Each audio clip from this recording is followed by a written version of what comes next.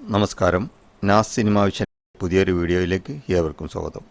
മലയാളത്തിൻ്റെ romantic hero Neslin നായകനായ 4 വമ്പൻ ചിത്രങ്ങളാണ് അണിയറയിൽ ഒരുങ്ങുന്നത്.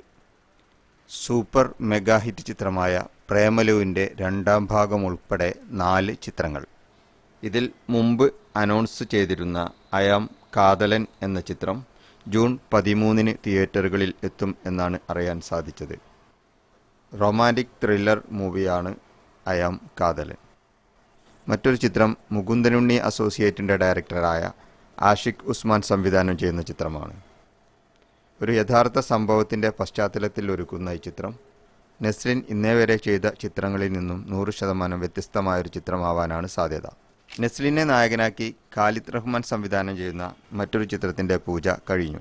നെസ്ലിനെ കൂടാതെ ഗണപതി, ലുക്മാൻ തുടങ്ങിയവർ ഈ ചിത്രത്തിൽ അഭിനയിക്കുന്നു.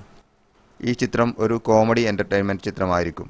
പ്രേമലുവിൻ്റെ വൻ വിജയത്തിന് ശേഷം അതിൻ്റെ 2ാം ഭാഗം ഒരുങ്ങുന്നു.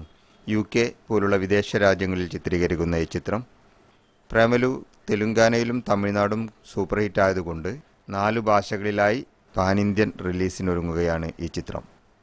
നമുക്ക് കാത്തിരിക്കാം മലയാളത്തിൻ്റെ റൊമാൻറ്റിക് ഹീറോ നെസ്ലിൻ്റെ വ്യത്യസ്തങ്ങളായ പുതിയ ചിത്രങ്ങൾക്ക് വേണ്ടി.